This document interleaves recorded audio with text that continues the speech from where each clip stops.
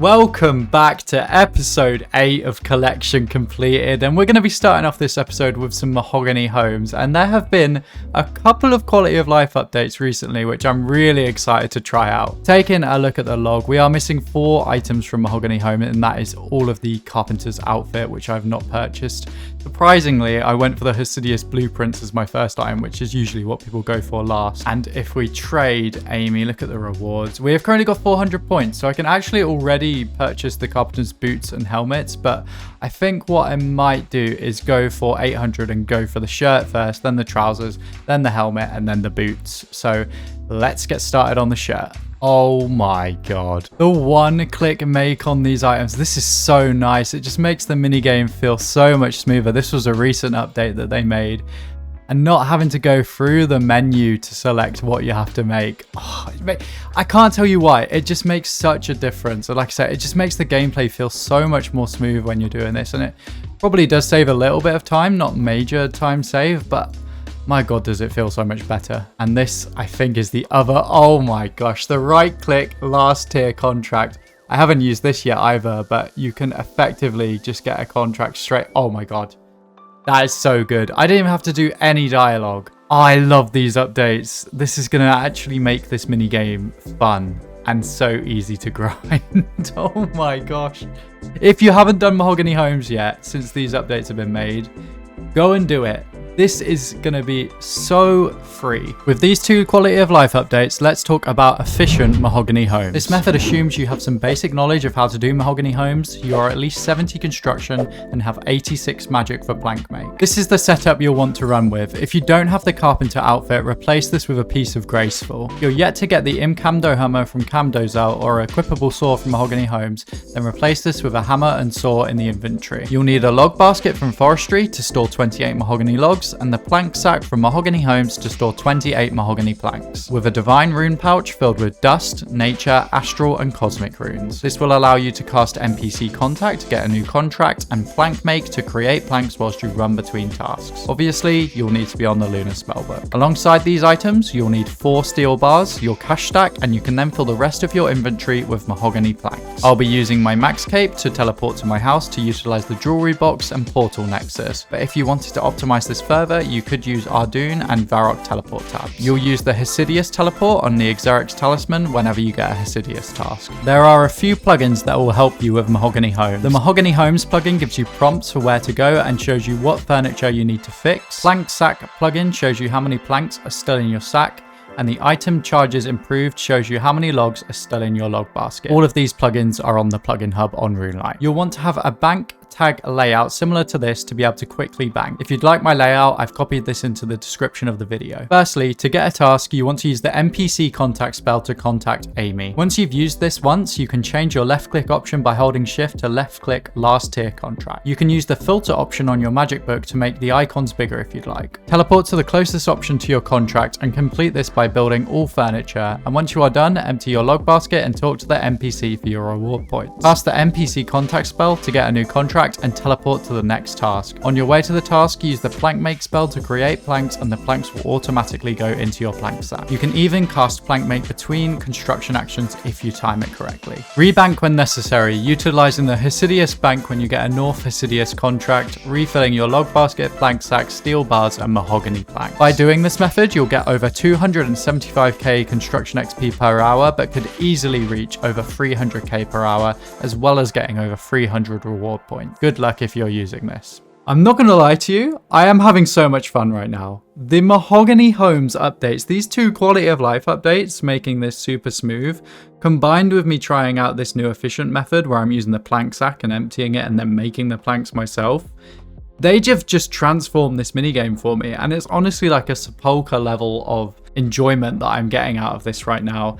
And I never thought I'd be saying this, but there is 750 reward points, and instead of buying the top first, what I'm actually going to do is buy the boots and the hat first, because in terms of efficiency, and now I'm talking about efficiency a lot, buying the boots and the hat are actually best for the amount of XP that you get from the minigame. So let's go find Amy, let's trade Amy, and let's buy the hat.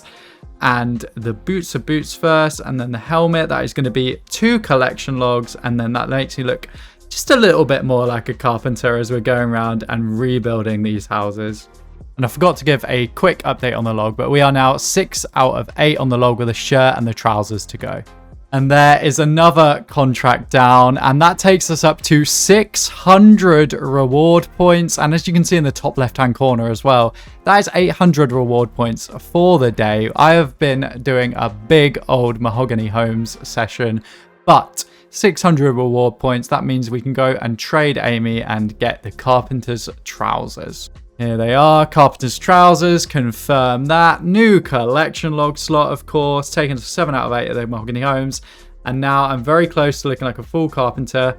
Obviously, need to replace this graceful top with a carpenter's shirt, but we are now 7 out of 8, wherever it is. There we go. 7 out of 8, as you can now see, nearly there. Here it is. The final piece of furniture has been built. 800 points, which means we can go and buy the carpenter top. So here we are, the carpenter's shirt. Let's confirm this.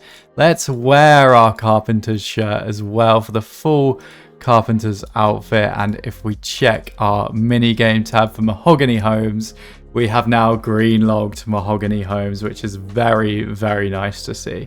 When have you ever seen a farmer wearing a twisted bow? Probably never, but as you can probably guess from where we are now moving on to Typh Farm. So I'm 5 out of 7 here. I only need the trousers and the seed box to green log this. And I'm not actually sure how many points I have at the moment. So let's go find our friend in here, Mr. Farmer Agricola. We have got 1 point. Okay, so we need to get 250 for the seed box and 125 for the farm's legs. So 375 in total. My brain gets far too scrambled to do this content. I've got 2 rows over here on the right hand side, which are completely fine. But then somehow I've got 2 plants that are fully grown. I've got 6 that are still growing. I need some order to what I am doing, because this is not going to be sustainable for this grind. About 45 minutes into this content now, I've got 180 fruits. And I've realized why I feel like this is going so slow. The last time I did this content for Typh Farm was in leagues. And in leagues, each time I harvested one of the fruits, I would get 3 fruits per one. And now obviously, back to the main game, I am only getting 1 fruit per harvest, which sucks. This is going so much smoother now, and as you can see, I've got both sides alternating at different times in harmony. I think I finally got this down after nearly 500 fruits. And here we are after 2 hours, or over 2 hours actually, of doing Typh Farm, 622 Logavano fruits. I have no idea how many points I'm going to get through cashing 622 of these fruits in, because like I said earlier, I have only ever done this on leagues, so I don't know what this translates to in terms of points, but let's spam click the sack. Let's see how many we get. Hopefully we get enough for a reward. Looks like, okay, about 35 per go. That's not too bad. Let's use all of these. 211, 218 points. That is not too bad from one session of Typh Farm. And what that means is that we can trade Farmer Agricola. Let's buy the Farmer's Burrow legs. That is, of course, another collection log. 93 points left, and we need 250 for the seed box. And here comes 400 more fruits. This should take us very, very close to the 250 points that we need. 233, okay, 17 more points to go for the seed box. And these final 2 fruits will take us up to 300 of the Logavano fruits. Again, let's deposit all 3 of these. And you might be wondering, that's going to take you way over the 250 points that we need. We're now at 338. However, we're actually not only going to be buying the seed box, or just here, which we are going to buy, which will green log the Typh Farm, but I also need a farmer's straw hat so that I can store that in a stash unit for a clue. But Typh Farm is now fully green logged, 7 out of 7.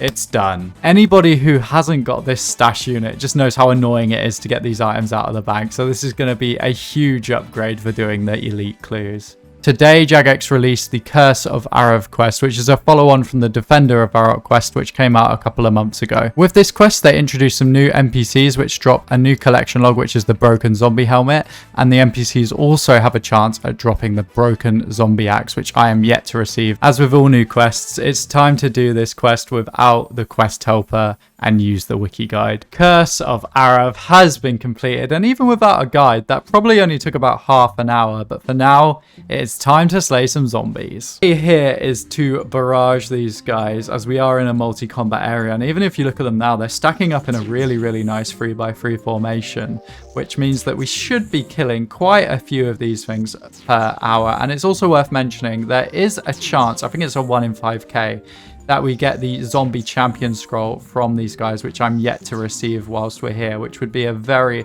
nice surprise whilst we're here. And wait, no way. There's no way. I've killed like 6 of these things and we've already got the new Broken Zombie Helmet. Oh my god, that means we only need the axe to go and we're done here. This could be over very quickly. Oh, the zombie axe already. I've done it in 5 minutes. Both collection logs finished within 5 minutes, and we can get the hell out of here with no duplicates as well. That was so quick and easy. What a day. Not sure when I'm going to use these items, but they do look pretty cool. On to the next one, and we are at the Warped Tortoises and Terror Birds for a 1 in 320 chance at the Warped Scepter. Longbone, what the...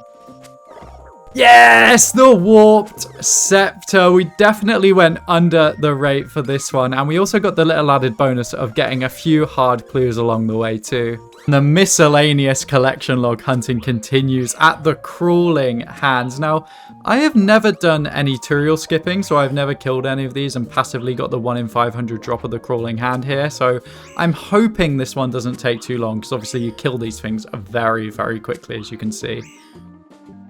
Is that it? Oh, I just got baited so hard. That's a Crawling Hand on top of my bones. I thought that was the drop. Mystery box random event gives us a chance at the Stale Baguette, and we get a body rune. Yes, there it is, the Crawling Hand. Nearly 1k KC for this one, nearly double the rate. I don't even know why I'm picking this up. I do not need this item. This episode is all over the place, and we are at the cockatrices now, and these guys drop a cockatrice head at a rate of 1 in 1k. I'm at 828 of these things killed already, so coming up pretty quickly on the drop rate here. And also pretty nice, because these guys do drop medium clues, and I've had 5 of them already. Hey, there it is, the cockatrice head. Same as the Crawling Hand. I am not going to be picking up this drop because there is absolutely no use for this whatsoever. But 1,143 cockatrices to get this drop. Not too bad at all. And we got 7 medium clues along the way, which I will take. Mastering Mixology. This is the final piece of content from Varlamore Part 2 that I am yet to complete. So we are going to finish off this episode by completing this content. But check in the log, we have got 7 items that we can obtain on the collection log here. And there's our first completed order. It's pretty cool how the text comes up above where you actually put the potions in. That's really cool. It is crazy how quickly bots flock to new content. This guy, level 24. He is 79 herb lore with no other stats, and he is so much quicker than I am at doing any actions here, so there is no way that he is not a bot. Oh my god, I wish I knew beforehand how much of this minigame was just putting herbs into this grinder. This is ridiculous. I would say that I am quite familiar with Mastering Mixology at this point. We've now got 10,000 of all of the reward points at least. And you'll be surprised to hear, the first thing I'm actually going to unlock is not a collection log, it is the potion storage. Now, I don't know how much actual use this has at the moment, or if they're going to upgrade this or anything like that. But I'm going to purchase it, because I think at some point in the future, this is going to be a very good thing. So we're going to buy this. That takes off most of our reward points. And now if we have a look at the bank, we have got this lovely potion store down here on the left-hand side. I'm not going to organize and do this now, but that is a nice unlock to have and should save all of this space. and all of this space in my bank at some point in the future. It has been a few seconds for you, but for me, it has been a couple of days. I've been quite busy in real life, so I haven't had much time to play on desktop, but we have been playing quite a bit on iPad, a lot of traveling and stuff like that, and we now have 23,000 in at least all three of the, whatever you want to call these, the resins. And that does mean that we can purchase the chugging barrel, and we will have some change left over, which is pretty nice. So I am going to be buying the chugging barrel. There is a new collection log on the chugging barrel. I believe this is still worth a little bit of money. Yeah, 9 mil. I want to see assemble. I guess that's how I put it together. There we go. Cool. We now have the chugging barrel, which obviously allows you to consume multiple potions and food at the same time. And if we take a look at the clog, that is 1 out of 7, believe it or not, but that is one of the most expensive pieces that you can get here. We are now going to be going for the Alchemist lab coat pants and gloves, just so that whilst I'm doing the minigame I can look pretty cool. And here we are just under an hour later, and we should now have all of the points for the Alchemist's outfit. So let's trade Lalo. Start with the Alchemist lab coat. Let's move on to the Alchemist pants, then the Alchemist's glove. 3 new collection log slots. Still got quite a bit of leftover resin apart from the 36 on the red. But there we go, the full Alchemist's outfit. And I'm quite excited to use this for the remainder of the grind, even though it doesn't do anything. It just looks cool. Oh my god, triple mix-a-lot, and we've got all of them stored up in the inventory.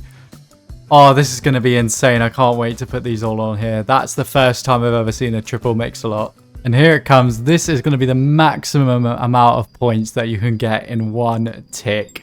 168 in each. That is insane. That is so cool to see.